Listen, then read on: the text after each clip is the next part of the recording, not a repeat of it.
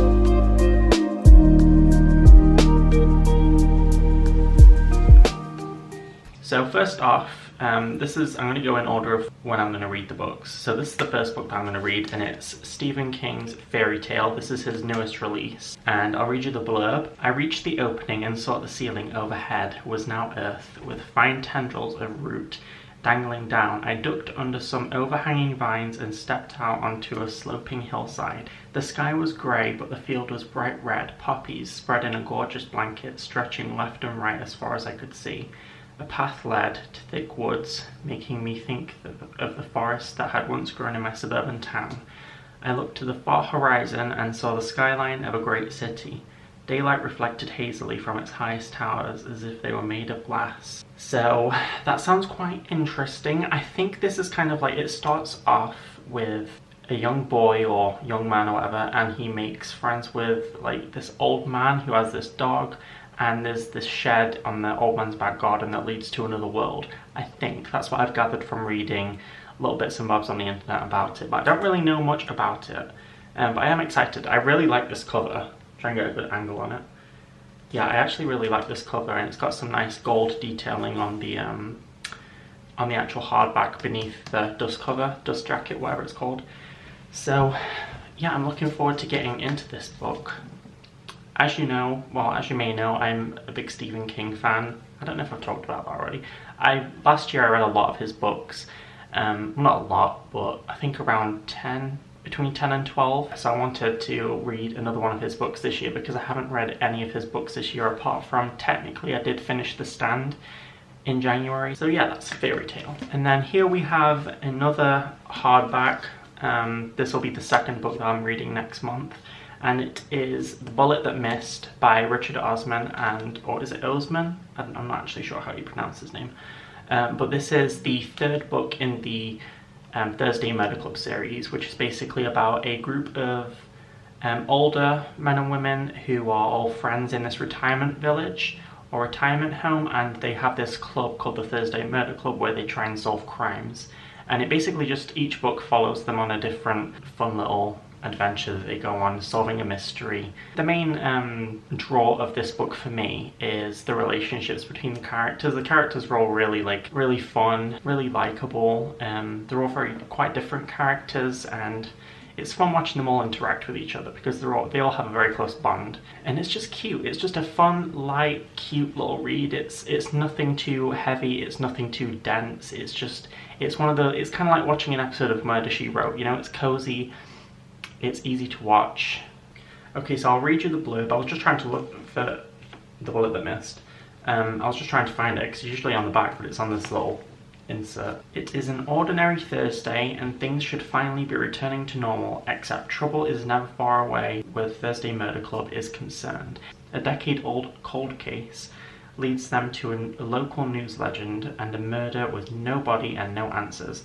Then a new foe pays Elizabeth a visit. Her mission, kill or be killed. As the cold case turns red hot, Elizabeth wrestles with her conscience and a gun, while Joyce, Ron and Ibrahim chase down clues with help from old friends and new. But can the gang solve the mystery and save Elizabeth before the murderer strikes again? So, I would recommend getting into the series if you want something cozy for autumn, and I feel like in autumn you want something a little bit cozy. Either way, I'm hoping that this... Oh yeah, I also got the signed edition. Richard, what is this signature? What is that? This thing, that is a squiggle. Either way, I'm looking forward to getting into this. I think I'm going to devour this within like maybe a week, if that, and I mean that's fast for me because I'm a pretty slow reader, but yeah, looking forward to getting into this. Next up we have a book that it's a part of a series. It's A Storm of Swords Part 2, Blood and Gold by George R.R. Martin, and obviously this is it's the second half of the third book in the Song of Ice and Fire series, which is what Game of Thrones is based on if you didn't know, but I'm sure you did. So yeah, this is the second half of the third book, because the third book is split into two parts, because it's quite a big book. I mean, in some editions, some you can buy it where it's just one book, but I'm currently reading part 1 of this. I'm almost halfway through it, I think, about a third of the way through it, so I'm enjoying the series so far. I won't go into too much about this because I think once I finish the entire series, I'll do a video on it, and it's in like kind of reviewing the entire series. So I'm not going to go too much into this, but yeah, I'm looking forward to it, I guess. I mean, I'm going through the series, so it's not something that I'm picking up specifically for this month. It's just because I'm going to be reading it next. So I guess I'll read the blurb for A Storm of Swords Part 2. I mean, it's not like you're going to pick this up and not read the ones before it, right? But I'll do it anyway. The third book, Part 2 of A Song of Ice and Fire. The Starks are scattered. Robb Stark may be king in the north, but he must bend to the will of the old tyrant, Walder Frey, as if he is to hold his crown. And while his youngest sister, Arya, has escaped the clutches of the depraved Cersei Lannister and her son, the capricious boy king Joffrey, Sansa Stark remains their captive. Meanwhile, across the ocean, Daenerys Stormborn, the last heir of the Dragon King, delivers death to the slave-trading cities of Astapor and Yunkai as she approaches Westeros with vengeance in her heart. So yeah, I'm looking forward to getting into this. Okay, so I wanted something a little bit more spooky, you know, since Halloween's coming up, and I also wanted something quite short because this book's quite chunky. This is like 600 pages, and I think this is like 400-ish pages, so I needed something quite short to read that was like good for spooky season. So I went for Coraline, and I'm not gonna lie guys, this is the book that I went to get today. It literally took us like an hour to get this book because I looked on every single floor. In the Waterstones in Nottingham, I think it's split up into 4 different floors, and I literally scoured each and every floor looking for it, and we ended up having to, my partner asked at the front desk if they had a copy of it because we couldn't find it anywhere. They did have the graphic novel version, but I just wanted the regular book version. Novel, I guess. So yeah, we did end up getting this, but we had to ask for it because I couldn't find it anywhere. But this is the first Neil Gaiman book that I'm reading. I have consumed a lot of media which is based on Neil Gaiman's work. So I watched the Sandman TV series, excellent. American Gods, season 1 of that was good. I couldn't really get into season 2. Good Omens, I haven't gotten into that, but I've heard people enjoy it. Oh yeah, he did Stardust as well. He wrote Stardust, and I've seen that film, and I used to really love that film. I still do like it. So I have consumed, and also Coraline the film, obviously. And I love the film Coraline. Stop motion animation is just very nostalgic to me. I love it.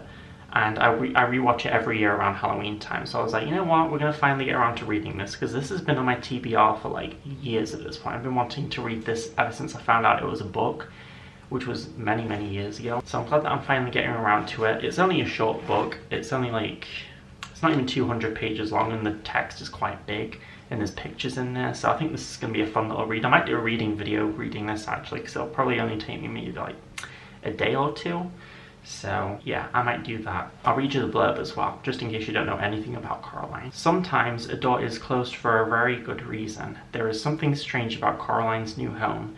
It's not the mist or the cat that always seems to be watching her, nor the signs of danger that Miss Spink and Miss Forcible, her new neighbours, read in the tea leaves, or read in the tea leaves.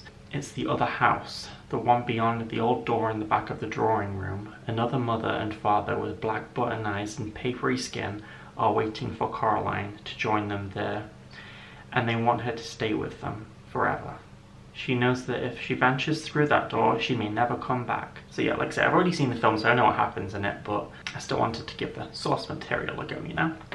See how close it is to the film, because that's always fun to do, in my opinion. So yeah, that's all of the books I'm going to be reading for October. I'll do like a wrap up at the end of the month, talking about which ones I liked most, which ones I liked least, and just give like mini reviews on each. Like I say, I might do a full video for Coraline, but I'm not making any promise. Actually, no, I don't think I am going to make a full video of Coraline.